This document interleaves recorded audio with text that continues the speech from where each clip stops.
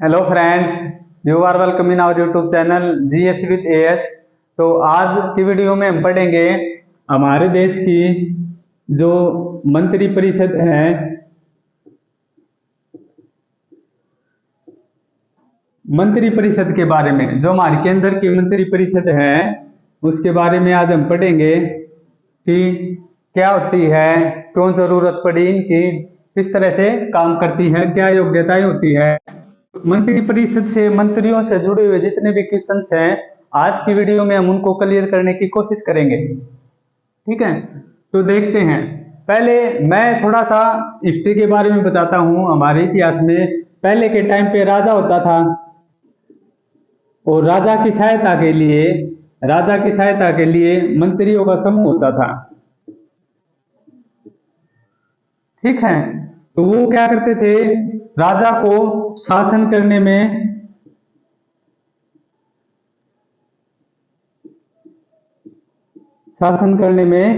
सहायता करते थे राजा की। उसको जैसे अलग अलग मंत्री होते थे, उनका अलग अलग काम होता था, तो वो क्या कार्य करते थे, राजा को शासन करने में हेल्प करते थे। इसी तरह आज के टाइम पे हमारे देश में लोकतंत्र है। आज क्या है हमारे देश में, लोकतंत्र। और लोकतंत्र में राजा कौन है, राष्ट्रपति। राजा कौन है, राष्ट्रपति है, चाहे नाम मात्र का, लेकिन है राजा हमारे देश का राष्ट्रपति। अब राष्ट्रपति के नाम से शासन होता है, राष्ट्रपति हमारे देश पे शासन करता है। और कैसे शासन करता है, इसकी सहायता के लिए कैसे शासन करता है ये पीएम और मंत्री परिषद,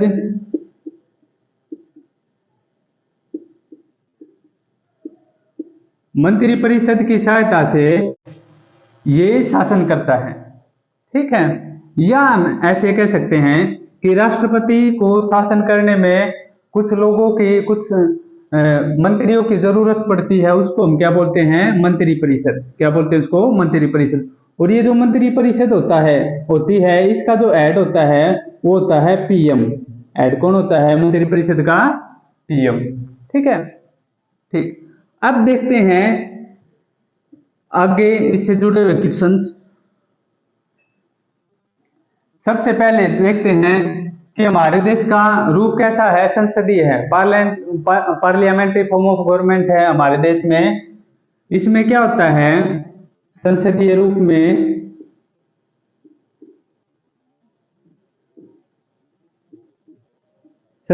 में क्या होता है कि जो राष्ट्रपति होता है वो नाम मात्र का प्रमुख होता है।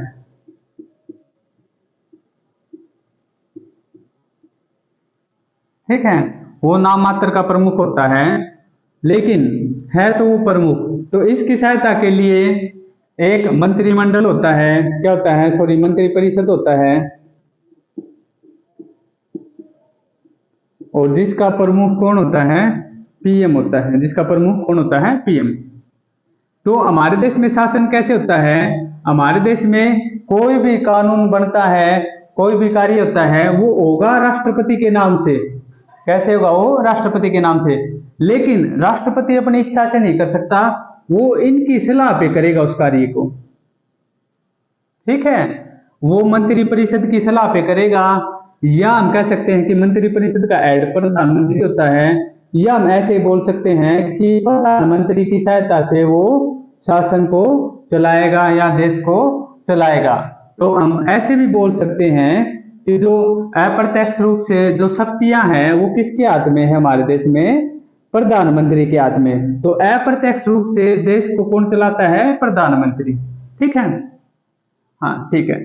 अब देखो, जब हम अपने संविधान को देखते हैं तो संविधान में क्या प्रावधान है, संविधान में प्रावधान है कि, हाँ, इस पहले एक क्वेश्चन और इससे जुड़ा हुआ कि ये जो संसदीय रूप, सरकार का संसदीय रूप है, ये हमने ब्रिटेन से लिया है। कहां से लिया है, ये ब्रिटेन से। ठीक है, हाँ। तो अपने संविधान में क्या प्रावधान है, कौन कौन से अनुच्छेद इससे जुड़े हुए हैं। तो अपने संविधान का अनुच्छेद 74 ये कहता है कि हमारे देश में एक मंत्री परिषद होगी।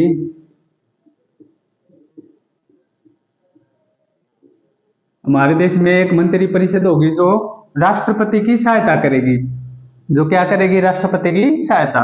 और अनुच्छेद 75 है, ये क्या कहता है, ये प्रधानमंत्री के पद के बारे में बताता है।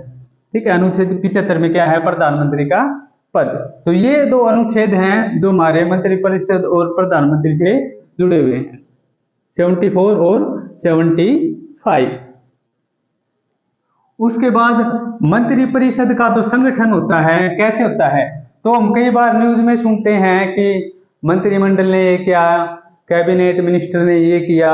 तो आज हम देखेंगे कि कैबिनेट मिनिस्टर कौन होते हैं, मंत्रिपरिषद कौन है, मंत्रिमंडल क्या है। तो देखो जो मंत्री होते हैं हमारी सरकार में जितने भी, उनका किस तरह से बंटवारा होता है। तो हमारे देश में 3 तरह के मंत्री होते हैं। पहले होते हैं कैबिनेट,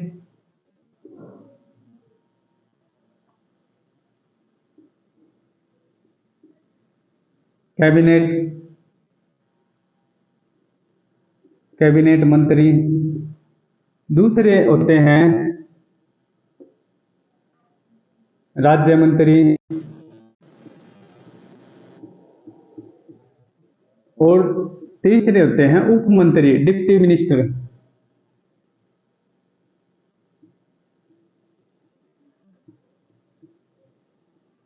उप मंत्री, ठीक है।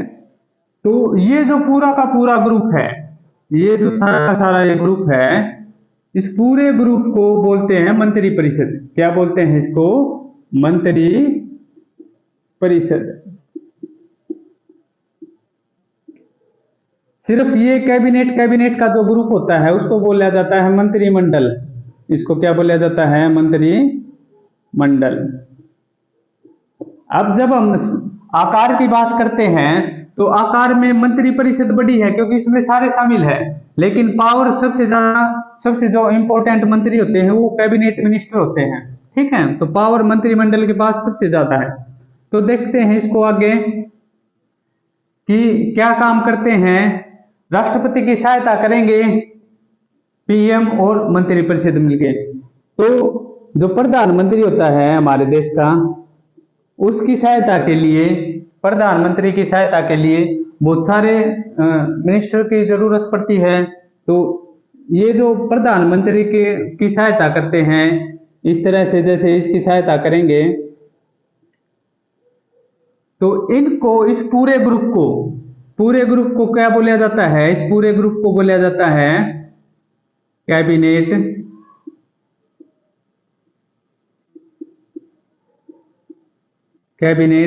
मंत्री। इन सबको क्या बोला जाता है, कैबिनेट मंत्री। जो प्रधानमंत्री के बिल्कुल खास मंत्री होते हैं उनको क्या बोला जाता है, कैबिनेट मंत्री।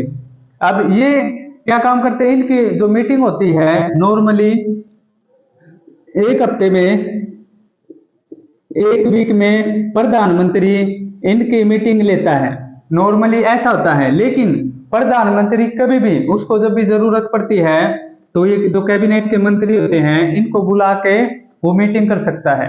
ठीक है, तो वो कोई भी डिसीजन लेता है तो कैबिनेट के मंत्रियों से पूछ के वो डिसीजन लेगा, या हम कह सकते हैं कि जो कैबिनेट के मंत्री है वो प्रधानमंत्री को किसी भी कार्य करने में सहायता करते हैं। ये इसमें कौन कौन से मंत्री हो सकते हैं, इसमें हमारे देश के मुख्य मंत्री होते हैं, जैसे रक्षा मंत्री, वित्त मंत्री, खेल मंत्री। तो हमारे देश के जो मुख्य मंत्री होते हैं, उसको, इन मंत्रियों का जो ग्रुप होता है वो क्या कहलाता है, कैबिनेट मंत्री कहलाते हैं। वो क्या कहलाते हैं, कैबिनेट मंत्री। ठीक है, तो इसको हम बोलते हैं कैबिनेट मंत्री, और इसी को हम बोलते हैं, इसको क्या बोलते हैं हम, मंत्रिमंडल। क्या बोलते हैं, मंत्रिमंडल। तो अपने देश में जितनी भी पॉलिसीज होती हैं, जितनी भी नीतियां होती हैं, उनको कौन डिसाइड करता है, उनको हमारे देश का जो कैबिनेट मंत्रियों का जो ग्रुप होता है, जो मंत्रिमंडल होता है, वो डिसाइड करता है हमारे देश की नीतियों को। तो हमारे देश के जो सबसे प्रमुख जो मंत्रियों का समूह है, सबसे ताकतवर मंत्रियों का समूह है, उसको बोलते हैं कैबिनेट मंत्री। क्या बोलते हैं, कैबिनेट मंत्री। तो कैबिनेट मंत्रियों का जो ग्रुप होता है जो हमेशा प्रधानमंत्री के साथ रहते हैं, साथ रहने का मतलब ये नहीं है कि उसके साथ ही चलेंगे हमेशा, साथ रहने का मतलब है कि प्रधानमंत्री के जो कार्य होते हैं सरकार चलाने से संबंधित, उन सभी कार्यों में इनकी सलाह होती है। जो भी शासन से जुड़े हुए कार्य होते हैं उनमें क्या करते हैं, ये प्रधानमंत्री की मदद करते हैं, इन्वॉल्व रहते हैं। ठीक है, तो प्रधानमंत्री के सबसे ज्यादा क्लोज जो मंत्री रहते हैं, जिनके पास मुख्य मुख्य मंत्रालय होते हैं, इनको बोलते हैं हम कैबिनेट मंत्री। ठीक है, इन्हीं के पास देश की, अपने देश की सबसे ज्यादा शक्तियां होती हैं। अब उसके बाद ये तो हो गया हमारे हो गए ये कैबिनेट मंत्री। उसके बाद राज्य मंत्री। अब राज्य मंत्री दो तरह के होते हैं। एक तो वो होते हैं जो इनकी कैबिनेट जो मंत्री होते हैं इनकी सहायता करते हैं।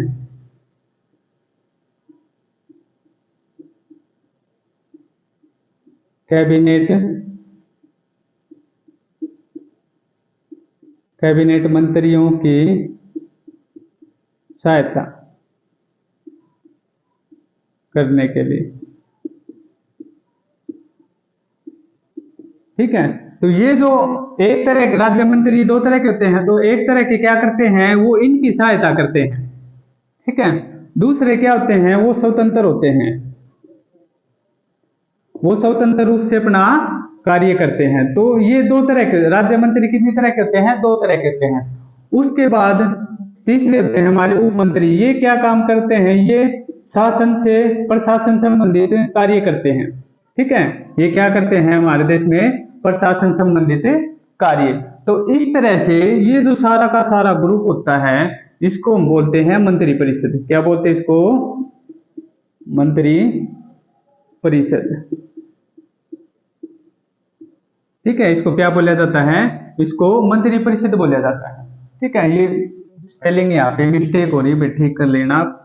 ठीक है, तो इसको बोला जाता है मंत्री परिषद। अब ये सब किसकी सहायता करते हैं, प्रधानमंत्री की। किसकी सहायता करेंगे, ये प्रधानमंत्री की। और प्रधानमंत्री किसको सलाह देता है, राष्ट्रपति को। किसको सलाह देता है, राष्ट्रपति को। और राष्ट्रपति आदेश जारी करता है। इस तरह से हमारे देश में शासन चलता है। ठीक है, अब इसके बाद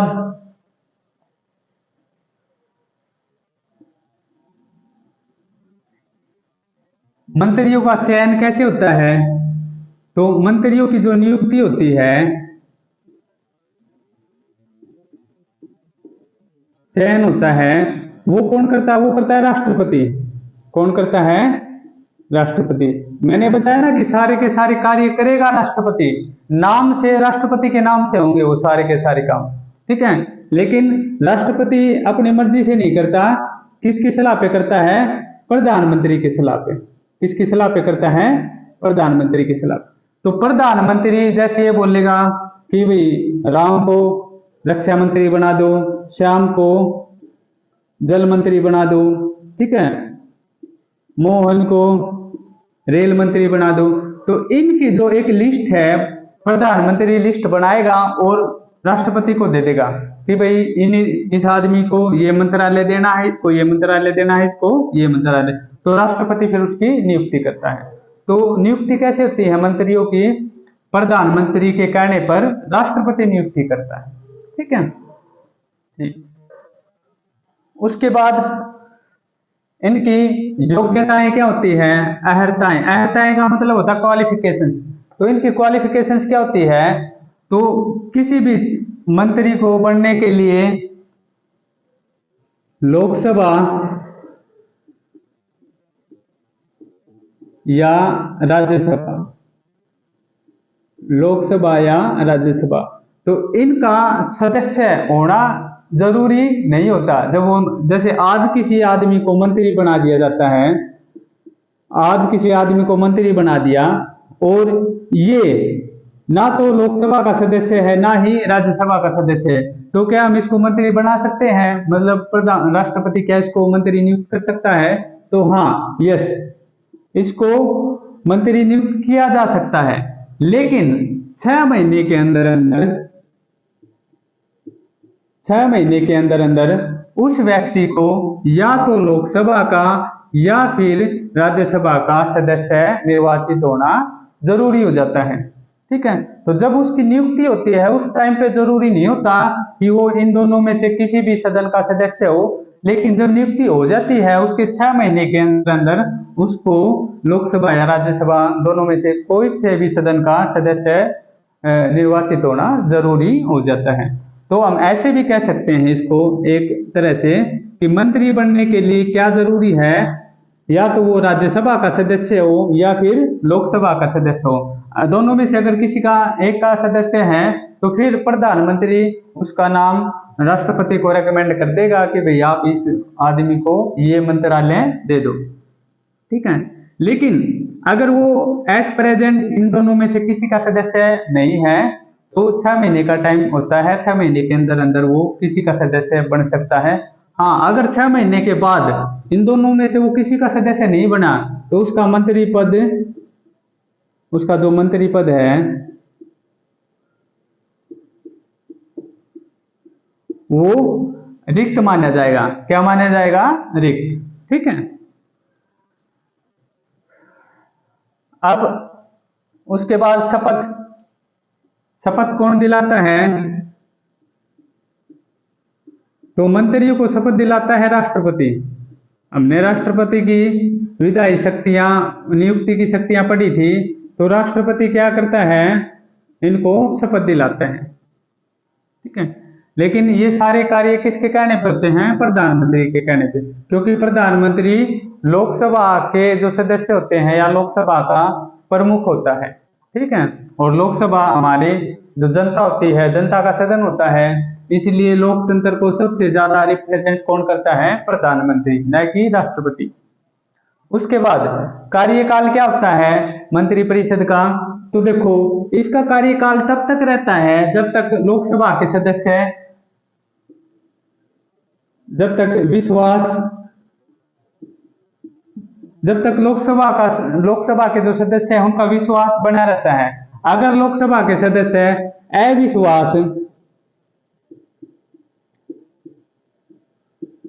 अविश्वास नॉन कॉन्फिडेंस मोशन बोलते हैं इसको, अविश्वास प्रस्ताव लेके आती है, तो क्या होता है कि जो हमारी मंत्रिपरिषद है इसको त्याग पत्र या इस्तीफा देना पड़ता है और मंत्रिपरिषद भंग हो जाती है। तो हम कह सकते हैं कि जब तक लोकसभा में उनका विश्वास बना रहता है, जब तक लोकसभा चाहती है तब तक ये हमारी मंत्रिपरिषद बनी रहती है। और मान लेते हैं कि लोकसभा ये चाहती है कि मंत्रिपरिषद बनी रहे, तो कितने समय तक रहती है? 5 साल तक। अधिकतम कितने समय तक रहती है? 5 साल तक। ठीक है, ठीक। उसके बाद आकार क्या होता है? तो देखो पहले जो आकार था हमारे देश में, जब हमारा देश आजाद हुआ, आजाद होने के बाद क्या हुआ कि मंत्रियों के पास पावर होती है बहुत ज्यादा। मंत्रियों के पास क्या होती है? पावर। तो हमारी लोकसभा में 543 सदस्य होते हैं। ठीक है, 245 हमारे राज्यसभा के सदस्य हैं। तो इनमें से जब कोई भी पार्टी ये चाहती थी कि भी कोई लोकसभा का सदस्य है या राज्यसभा का सदस्य वो हमारी पार्टी में आ जाए, तो उसको लालच दिया जाता था, लोभ दिया जाता था कि भाई आप हमारी पार्टी में आ जाओ और आपको मंत्री पद दे दिया जाएगा। क्या दे दिया जाएगा? आपको मंत्री पद। तो इस तरह से जो सदस्य थे वो अपना दल बदल लेते थे मंत्री पद के लालच में। और इसकी ये जो मंत्रियों का आकार था ये कोई फिक्स नहीं था कि कितने मंत्री बनेंगे। तो इसको खत्म किया गया हमारे देश में 91वां संशोधन हुआ था, 91वें संविधान।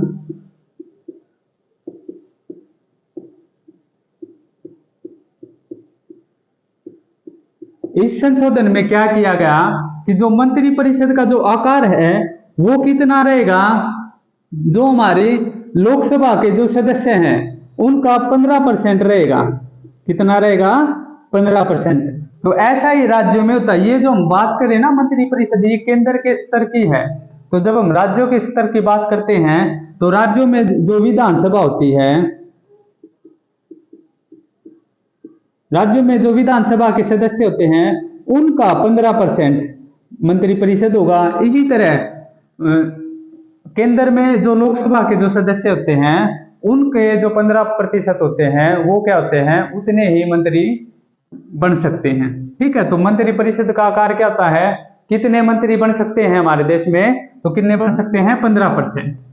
और ये 15% किसके, ये 15% लोकसभा के जो हमारे सदस्य होते हैं उनके। ठीक है, इसमें दो एंग्लो इंडियन भी हैं। ठीक है, तो 15% किसके होते हैं, हमारे देश में जो लोकसभा है उसके। ठीक है, तो आकार कितना होता है मंत्रिपरिषद का, 15%।